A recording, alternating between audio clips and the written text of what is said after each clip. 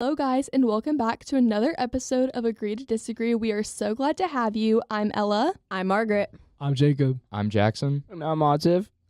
Today, our main topic of the podcast will be looking at posts online and giving our opinions on if they're in the wrong or not.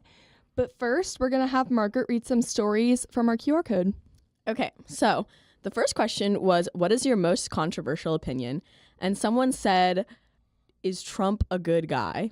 Or that Trump is a good guy. Mm-hmm. What do y'all think on this? This is highly debatable.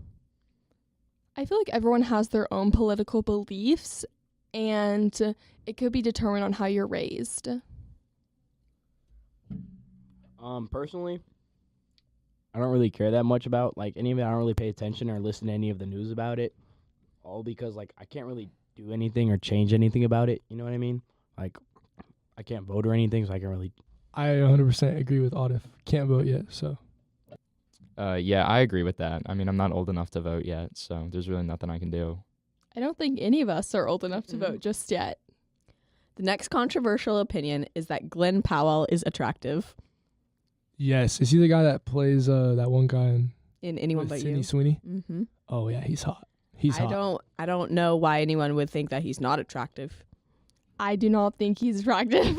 What? Okay, how? You have to give the reasoning. I don't know. He looks like a capybara is what someone pointed out, and that's now all I see him as. I think him in Top Gun, it really is nice there. I think he looks better in that movie, but I don't know. Not my favorite. One last controversial opinion before we get to our main topic is really that depression doesn't exist. Yeah, I don't think it does.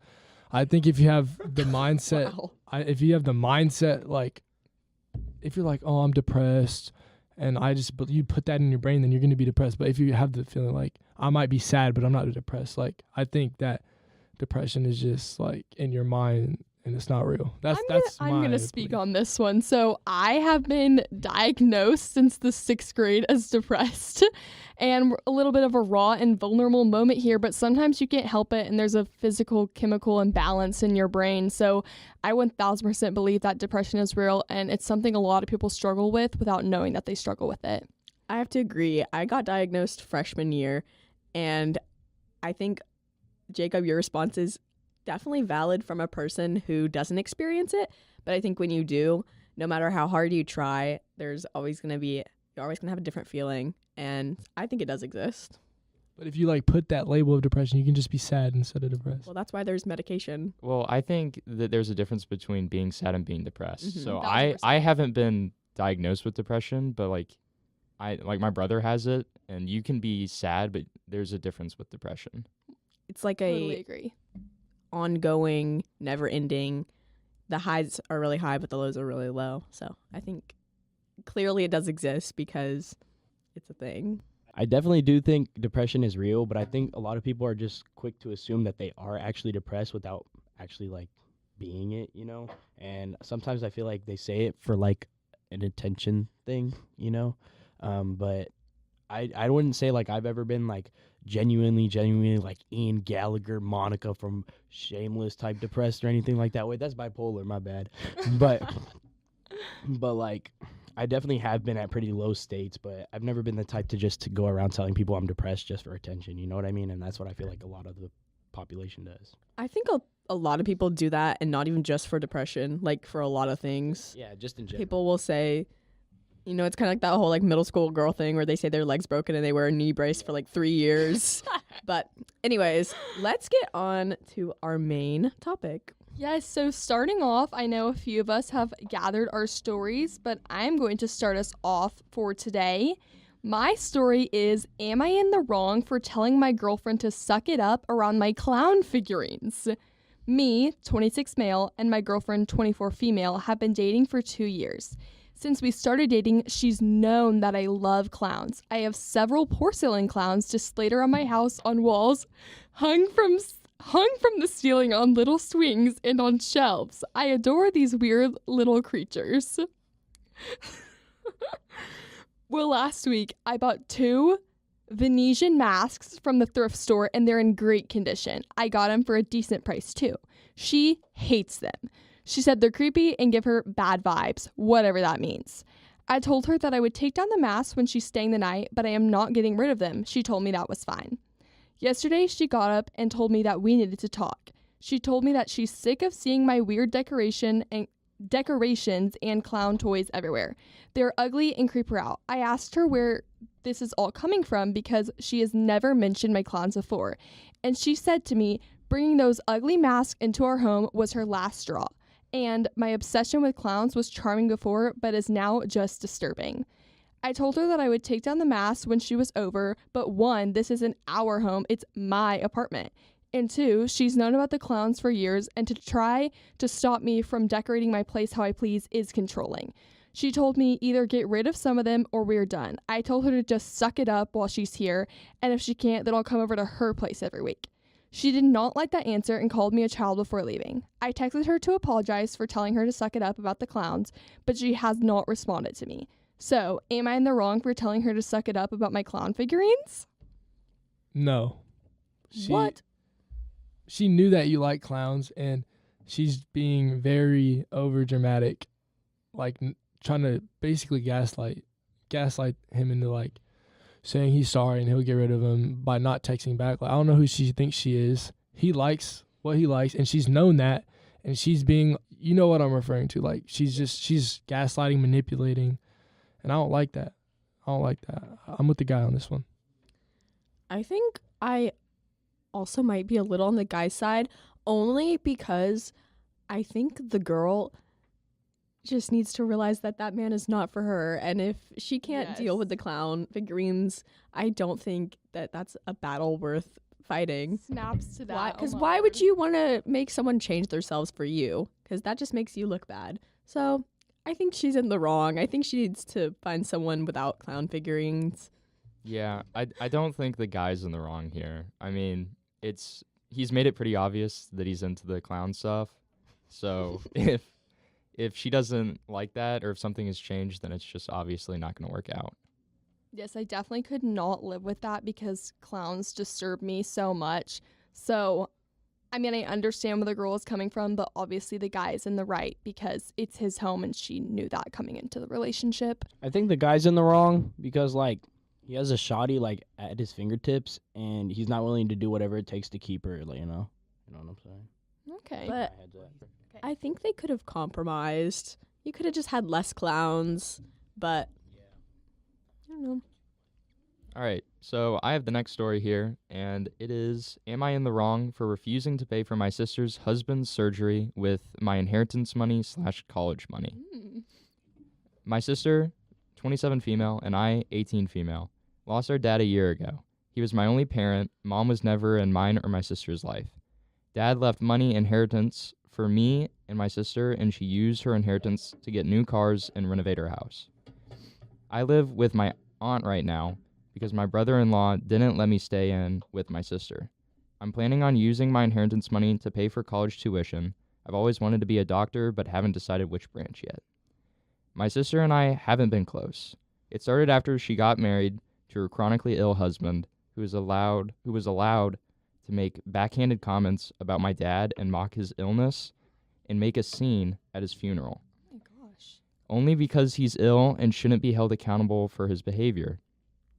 I've distanced myself, but my sister kept visiting a lot lately, venting about my brother-in-law's condition. He's been in and out of the hospital for heart problems and in a need for surgery. She brought up my inheritance money several times, but I ended up cutting the conversation. She then straight up asked if I could help pay for her husband's surgery, and she'd pay me back in less than a year. I felt uneasy because if I give her the money from my inheritance, which is a large amount, then there's no guarantee she'll pay me back before it's time for me to apply to college. I've been taking a year gap, but I know my sister can't pay back that much in that amount of time, and I felt it wasn't worth risking my future. I refused to help, and she had a meltdown at my aunt's house, calling me heartless, cruel, and with no empathy. She said that her husband's health should be a priority, and I needed to help because education is nothing compared to somebody's health, and asked if I'd be happy to see her as a widow and my nephew with no father. My aunt suggested that I should help her pay, and I argued that her husband's poor health isn't my fault after she kept blaming and guilt-tripping me. She kept crying, and although my aunt decided to stay out of it, she said that I should be prepared for permanent damage with my relationship with my sister if I don't help her now. She's been sending texts and pictures of her family, telling me this is what I was saying no to, a happy, healthy family with a healthy husband and father. Oh my I cried and felt like I was being selfish and not good to my aunt and my sister. I asked my friend, and he said to let them sell the cars and all the luxurious stuff they bought to afford the surgery, and warned me if I give them the money, I'll never get it back and may never be able to go to medical school. They are 1000% in the right. That is their inheritance, and they have the right to that. The sister, I think it was the sister, shouldn't have spent hers on unimportant things if she knew she had a chronically ill husband. That is her own fault. I think that the story would have been different if only he got the inheritance and she didn't get any, but she did, and she spent it on luxurious things. So that's her fault. She could sell those. She could make enough money out of that to pay for the surgery, but that's on her. I also think that if they were close, then it would also be different. Like if my brother's in that situation, I'd give him the money, even if he bought all those things. But the brother-in-law wouldn't even let him stay at their house, so he had to live with the aunt. Like, and then you're gonna expect me to pay for all the bills, your medical bills? Like, no, like you can die. Like, Yeah, I have to agree. bit extreme there, but okay, I maybe like a little what extreme, you're but thinking. like you're not gonna help me out, then I'm not gonna help you out. There's no point. Yeah, Like, treat others live how with you it. want to be treated. Definitely. Yeah, I think the point that they could just sell their cars to make the money for the surgery is a really good point to make, because instead of trying to force somebody else to give you their money, you have potential money. You just don't want to get rid of something that you like. Yeah. I would never just give like my money away without like trying to help them like find a solution to their problems, you know? Like I would just suggest to them like do this, this and that, and then if you actually put effort in, then I might help you.